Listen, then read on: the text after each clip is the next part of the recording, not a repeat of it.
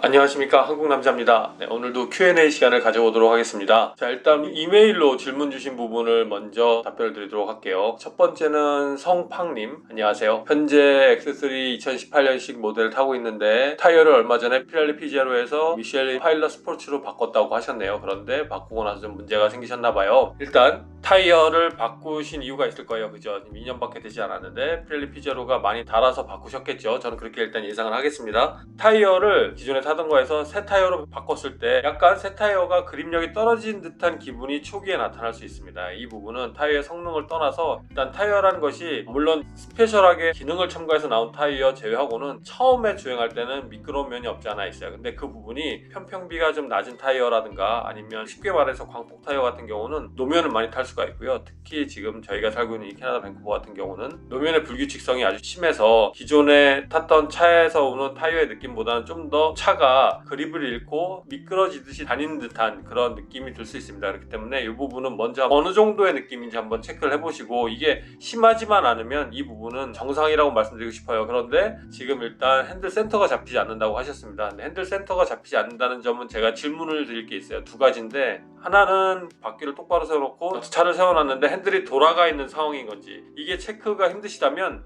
X3 같은 경우는 후방 카메라가 있기 때문에 후진을 넣게 되면 후진의 라인이 나오잖아요. 그 후진의 가이드라인이 똑바로 된 상태를 보시면 그게 앞바퀴가 정렬이 되어 있는 상황입니다. 그렇기 때문에 그 상황에서 핸들을 봤을 때 그 핸들이 중심이 틀어져 있는 건지, 아니면 주행을 할 때 뭔가 핸들을 중심을 잡으려고 하면 차가 똑바로 안 가고 한쪽으로 쏠려가는, 그러니까 결국은 이것도 핸들 센터가 맞지 않는 거랑 표현이 비슷한 건데 결국은 한쪽으로 차가 많이 쏠리는 이런 느낌을 말씀하신 건지 모르겠어요. 아무튼 두 문제 다 얼라인먼트를 통해서 맞출 수 있는 것은 사실입니다. 특히 얼라인먼트가 많이 틀어져 있던 차 같은 경우는 얼라인먼트를 맞추게 되면 핸들이 살짝 이렇게 돌아가는 경우가 있어요. 그래서 맨 마지막에 핸들의 중심을 다시 잡을 수 있는 그런 세팅을 해요. 근데 핸들이 정확히 중심에 다시 잡히진 않아요. 그게 상당히 어려운 부분이기 때문에 그 핸들의 정확히 중심에 다시 잡으려면 정말 고도의 장비가 필요합니다. 하지만 그 장비를 갖고 있는 곳은 거의 없어요. 외국의 큰 레이싱 팀이라든가 이런 팀 위주로 갖고 있기 때문에. 아니면 정확한 줄자 같은 걸로 잴 수가 있는데 그 부분도 쉽지 않은 부분이죠. 핸들은 얼라인먼트에 속한 건 맞아요. 하지만 그 정도의 변형이 된 부분이 타이어의 특성 때문에도 생길 수 있는, 그게 새 타이어에서 오는 느낌일 수 있거든요. 지금 저한테 질문을 주셨을 때 그날과 며칠이 지났는데 오늘의 느낌이 어떻게 다른지, 아니면 계속 똑같은지 면밀히 한번 생각을 해보시고, 이게 타이어를 처음 바꾼 날과 지금까지도 이 부분이 똑같다라고 생각을 하시면 얼라인먼트를 다시 한번 보시는 거를 추천드리고 싶어요. 얼라인먼트 같은 경우는 기계도 좋아야 하고 보는 사람이 정말 잘 봐야 합니다. 그러니까 대충 물려놓고 센서가 지정하는 순간을 놓고 보는 게 아니라 그걸 놓고서라도 바퀴의 정렬이라든가 아니면 얼라인먼트를 조정을 할 때 섬세하게 조정할 수 있는 그런 스킬을 많이 갖고 있는 사람이 좋아요. 그런데 그런 부분이 아무래도 찾기는 쉽지 않죠. 현재 제가 알기로는 BMW 같은 경우는 서비스 센터에 얼라인먼트 기계가 상당히 좋은 게 들어가 있는 걸로 알고 있거든요. 좋은 기계를 찾아가시려면 BMW 센터에 들어가시는 거를 저는 추천을 드리고 싶고요. 얼라인먼트를 수십 년 봐온 사람들 기계가 너무 옛날 거예요. 근데 기계가 옛날 거라고 해서 얼라인먼트를 못 보는 건 아니거든요. 그런 곳에 제가 아는 곳이 하나 있긴 한데, 최근에 원래 그 장인이었던 분의 아들이 주로 봐요. 그러니까 기술을 아들한테 물려주려고 하는데 그 아들이 보고 나서부터는 그렇게 신통치가 않더라고요. 그래서 제가 추천드리는 바는 일단 BMW 센터에 있는 얼라인먼트 기계를 한번 이용해 보시는 게 어떻게 보면 가장 정확한 진단이 될 수 있고요. BMW 같은 경우는 얼라인먼트에서 잡지 못하는 것들을 잡을 수 있는 또 다른 측정 기계들이 있어요. 이게 휠 밸런스 뿐만 아니라 타이어가 불량일 수도 있거든요. 그 타이어 불량인지 아닌지는 타이어의 전체 지름을 정확히 잴 수 있는 그런 장비도 필요한데, 그런 장비도 다 들어가 있고, 물론 그 장비가 뭐 흔하지 않은 것은 아닙니다. 그리고 가장 제가 궁금한 부분은 전에 장착되어 있던 그 피렐리 P0 타이어의 상태를 좀 보고 싶어요. 그 상태가 편마모가 있었던 건지 아니면 좀 타이어에 불량이 있었던 건지 그 전 타이어의 상태를 한번 보는 것도 나쁘지 않은 방법인데 그거 안 갖고 계실 거라 생각하고요. 아무튼 지금 질문 주신 상황이 그대로 다 맞다고 하면 얼라인먼트를 다시 한번 보시는 게 좋을 거라고 저는 생각이 들고요. 그런데 이게 처음에 새 타이어를 꼈을 때 어떤 미끌미끌한 느낌, 이 느낌이 충분히 있거든요. 근데 이 느낌이었다면 크게 걱정하실 부분은 아니라고 생각이 듭니다. 그래서 저한테 다시 한번 이메일을 주셔서 어떤 상황인지 한번 알려주시면 또 제가 이메일상에서 정확한 답변을 다시 한번 드리도록 하겠습니다. 아무튼 질문 주셔서 감사하고 빨리 잘 해결됐으면 좋겠습니다.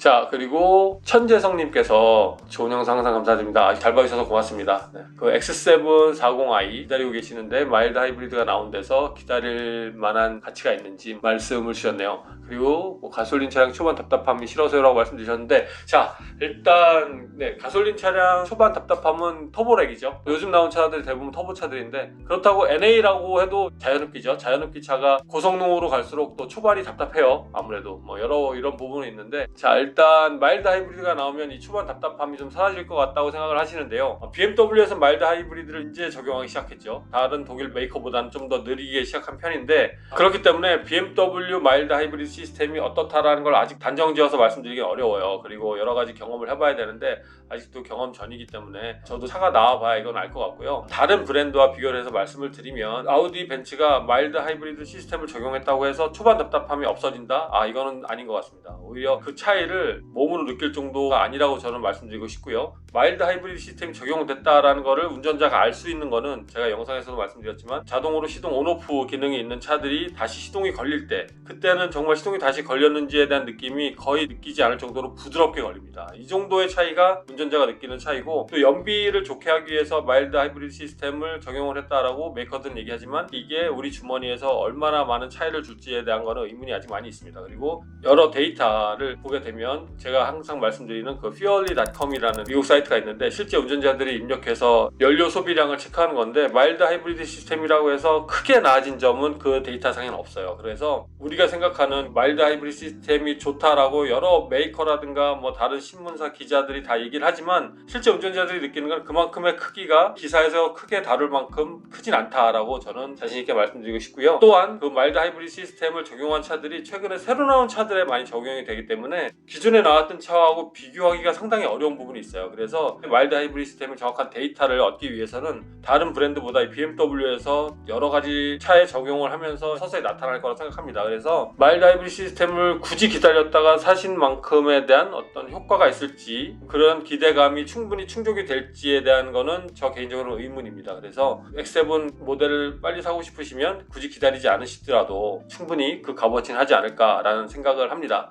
마일드 하이브리드 시스템이 언론에서 보도하는, 아니면 메이커에서 보도하는 그런 내용이 좀 더 과대포장이 돼 있다라고 저는 개인적으로 생각하고 있습니다. 그렇게 생각하지 않으시는 분들도 계시겠지만, 실제 운전해 보면은 저와 같은 생각을 많이 하실 거다라고 말씀드리고 싶네요. 제가 대답을 드릴 수 있는 부분은 여기까지고, 차를 구매하거나 아니면 기다리시는 부분에 있어서 판단은 다시 그 천재성님께 돌려드려야겠습니다. 근데 저라면 기다리지 않고 바로 살 것 같아요. 질문 주셔서 감사하고, 다음에 또 궁금하시면 또 질문을 남겨주세요. 제가 또 답변 드리도록 하겠습니다. 자, 이번엔 댓글에 달린 질문사항에 대한 답변을 드리도록 하겠습니다. 자, 일단 뿜뿜님께서 GLC 실내가 GLK보다 훨씬 좁은 느낌으로 엄청 답답하던데 3열은 안 쓰고 2열만 쓴다고 했을 때 GLC보다 공간이 넓을까요? 라고 질문을 주셨습니다. 일단 GLC랑 GLK는 같은 계열의 차죠. 이제 GLK가 GLC로 바뀐 부분인데, GLK보다 GLC가 더 좁게 느껴지셨다고 하면 이거는 취향 같아요. 왜냐면 실제 사용하는 사람이 느낌으로 한 말인데, 제 주변에는 GLC가 GLK보다 좀 더 넓은 느낌이다라고 말씀하시는 분들도 계세요.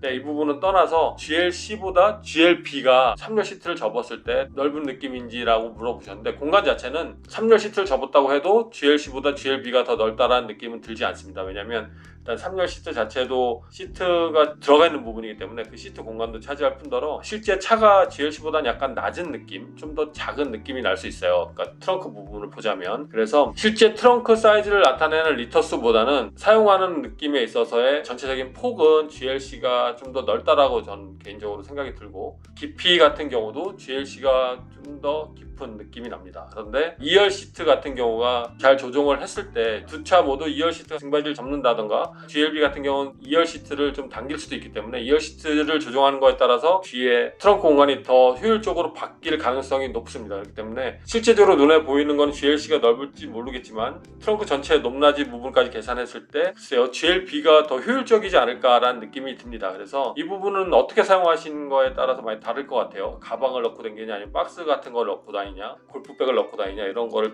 봤을 때, 그래서 개인적인 활용도에 따라서 좀 더 다르겠지만 GLB의 활용도가 더 좋지 않을까라는 생각을 해봅니다. 자, 그리고 한강뷰 조디님께서 질문 주신 부분인데, 한국에도 M50i 에디션을 시작으로 곧 출시할 계획인데 40i와 M50i가 3천만원 차이가 납니다. 그 정도의 가치가 있을까요?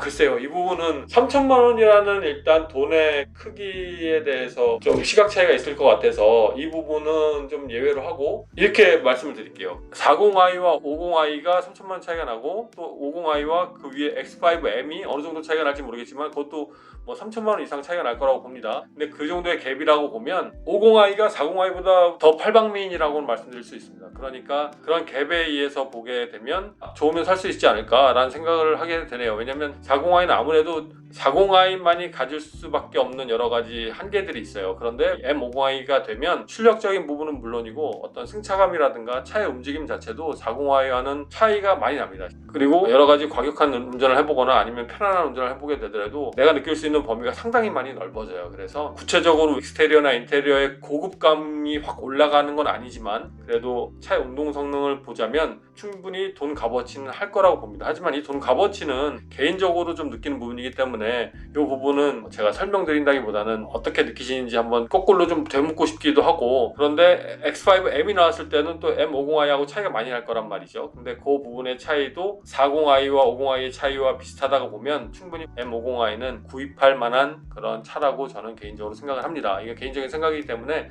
참고만 하셨으면 좋겠고요. M50i 정말 좋아요. 40i하고는 많이 다릅니다. 그 부분은 꼭 말씀드리고 싶습니다.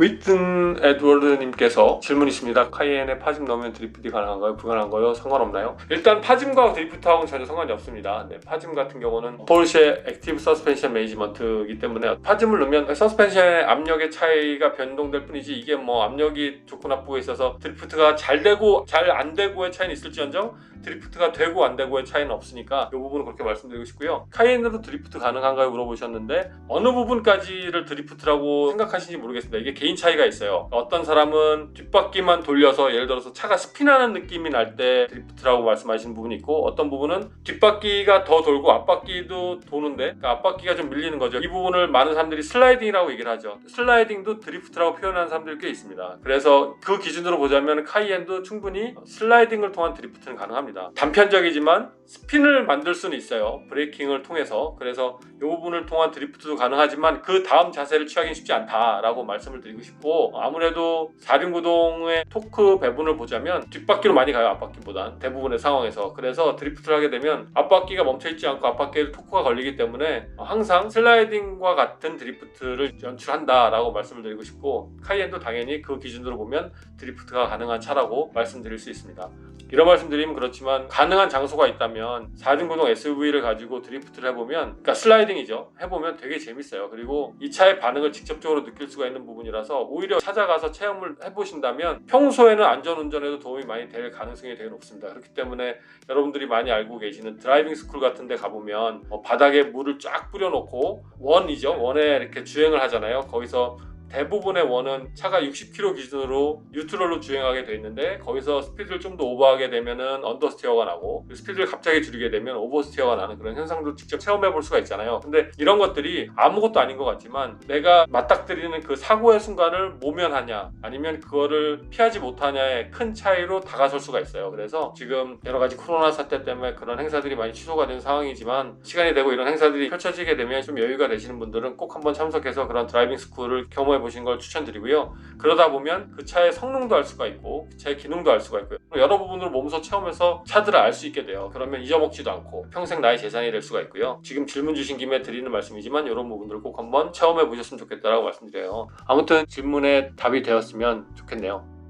자, 그리고 아이디 살벌합니다. 네. 개작두님께서 주신 질문인데 혹시 X5 30D와 GLE 450과 비교해서 승차감, 실내크기 같은 거 알려주실 수 있나요? 라고 질문 주셨어요. 일단 제가 확실히 이 부분에 대해서 말씀을 드릴 수 있는 건 X5 30D와 40i가 거의 차이가 없는 서스펜션의 구조와 압력을 갖고 있기 때문에 제가 경험했던 40i, 왜냐면 여기는 디젤이 출시가 되질 않아요. 그래서 제가 경험해서 40i와 비교를 해서 말씀을 드리면 일단 부드러운 승차감과 좀 더 안락하고 뭔가 소프트한 느낌 느낌을 원하시면 GLE 450이 더 어울리는 차입니다. 그런데 평소에 좀 더 스포츠 드라이빙을 한다거나 핸들을 좀 급하게 튼다거나 급가속을 한다거나 이런 것들을 즐기시는 분이라면 X5를 당연히 추천을 드리고 싶어요. 그런데 급가속에 있어서 30D와 40i가 어느 정도 차이가 날지 저 개인적으로는 아직까지는 경험이 없습니다. 30D에 대한 경험이 없기 때문에 40i 기준으로 해서 말씀을 드리면 그렇게 차이가 나고, GLE 450 같은 경우는 좋은 출력인데 그 좋은 출력이 몸으로 갑자기 느껴지진 않아요. 꾸준하게 느껴지는 차라고 말씀드리고 싶어요. 그래서 나름대로 스포츠 드라이빙도 충분히 가능한 차고, 그리고 어떤 옵션을 넣느냐에 따라서 좀 다르겠지만 서스펜션에 좀 더 옵션을 추가하게 되면 더 재밌는 기능이 들어가는 부분도 있어요. 서스펜션이 상당히 많이 높아지면서 뭐 이렇게 차가 춤추는 느낌의 어떤 옵션이 들어가서 오프로딩을 좀 더 자유롭게 갈 수 있는 그런 상황을 연출하기도 한다고 합니다. 근데 뭐 그 부분까지 꼭 가지 않더라도 일반 기본적인 서스펜션을 비교하더라도 부드러움은 GLE가 훨씬 갖고 있고, 좀 더 단단하고 스포티한 분위기는 X5가 훨씬 강하다라고 말씀드릴 수 있습니다. 그리고 실내 크기, 이렇게 말씀드릴게요. 실내 사이즈는 숫자적으로 나온 거 말고요, 제가 직접 타본 느낌은 두 차 거의 비슷하게 상당히 넓어요. 그런데 참고로 제 키는 183인데 뒷자리를 탔을 때 승차의 느낌은 GLE가 제 개인적으로는 훨씬 더 우수하고 더 편안하다고 느꼈고요. 앞자리 같은 경우는 큰 차이가 없어요. 대체적으로 비슷한 높이에 비슷한 시트 조절을 할 수 있는 그런 느낌인데, 단 X5 같은 경우는 등받이 중간에 한번 꺾이면서 또 한 번의 시트 포지션을 설정할 수가 있거든요. 특히 팔의 길이의 어떤 불편함이라든가 아니면 핸들을 잡았을 때 뭔가 불편했을 때 그 부분을 살짝 조정하면 좀 더 편하게 다가갈 수 있는 그런 기능이 X5에는 들어있기 때문에, 그 앞자리 시트 같은 경우는 X5에 약간 더 점수를 주고 싶고, 뒷자리 같은 경우는 GLE에 좀 더 점수를 주고 싶은데, 공간 자체 쓰임새는 거의 비슷하다라고 말씀드릴 수 있습니다. 질문에 제 답이 도움이 되셨는지 모르겠어요. 더 궁금하시면 다시 또 글 한번 남겨주시고요. 그럼 또 답변을 드리도록 하겠습니다. 이번엔 피그박스 님께서 카이엔을 이제 드디어 받으실 수 있다고, 쿼터 배정 연락 왔다고 쓰셨습니다. 축하드립니다. 그래서 옵션을 문의하셨는데, 일단 ACC는 어댑티브 크루즈 컨트롤이죠. HUD하고 ACC를 문의를 주셨어요. 저 같은 경우는 헤드업 디스플레이를 차에 넣었습니다. 근데 헤드업 디스플레이가 약간 아우디 느낌이에요. 아우디의 글씨체와 그 화면이 눈에 그렇게 띄는 타입은 아닙니다. 그래서 오히려 저는 좀 더 눈에 거슬렸으면 좋겠다는 생각을 하는데, 그 눈에 거슬림이 만약에 걱정이 된다고 하시면 이 포르쉐에 적용된 헤드업 디스플레이는 전혀 문제가 없습니다. 그렇기 때문에 저는 거꾸로 추천을 좀 드릴게요. 그리고 어댑티브 크루즈 컨트롤 같은 경우는 앞차와의 거리 조정이 상당히 민감해요. 그래서 막히는 길을 갔을 때 차선 인식을 하지 않는 어댑티브 크루즈 컨트롤을 넣는다고 하더라도 정말 편합니다. 악셀이나 브레이크를 전혀 밟지 않아도 되기 때문에. 그래서 평소에 다니는 길이 끼어듦이 많이 없는 차선에서 막히는 길을 가시거나 장거리 주행을 가거나 할 때 충분히 운전에 도움을 주는 부분이 있어요. 물론 더 집중해야 되겠죠. 편해지면 아무래도 졸음운전이 심해질 수 있기 때문에 그런 부분을 제외하면 충분히 넣을 만한 가치가 있는 옵션이라고 생각합니다. 그렇기 때문에 평소에 내가 어떤 길을 주로 다니는가에 대해서 한번 잘 생각을 해보시고, 근데 사실 대부분의 한국의 도로들이 대도시 같은 경우는 사정이 안 좋은 경우가 상당히 많잖아요. 그럴 때는 특히 어댑티브 크루즈 컨트롤이 도움이 많이 된다고 말씀드리고 싶습니다. 카이엔에 들어간 것도 좋아요. 이 부분은 제 차를 통해서 느낀 부분은 아니고 다른 시승차나 다른 사람의 차를 통해서 많이 느낀 부분인데, 충분히 넣을 만한 가치가 있는 옵션이다라고 말씀드리고 싶습니다. 도움이 되셨는지 모르겠어요. 그래서 오늘도 Q&A 시간을 가져봤고요. 계속해서 저는 Q&A 시간을 앞으로 가질 예정이기 때문에 여러분께서 어떤 질문이라도 자동차에 관련된 부분이나 캐나다에 관련된 부분도 괜찮아요. 제가 아는 부분에 한해서 여러분께 답변을 드릴 거고요. 어떤 부분이든지 궁금하신 부분이 있으면 글을 남겨주시고 메일도 보내주시고요. 또 다음에 더 좋은 영상을 만들어서 여러분께 찾아가도록 하겠습니다. 오늘도 영상을 봐주셔서 고맙습니다.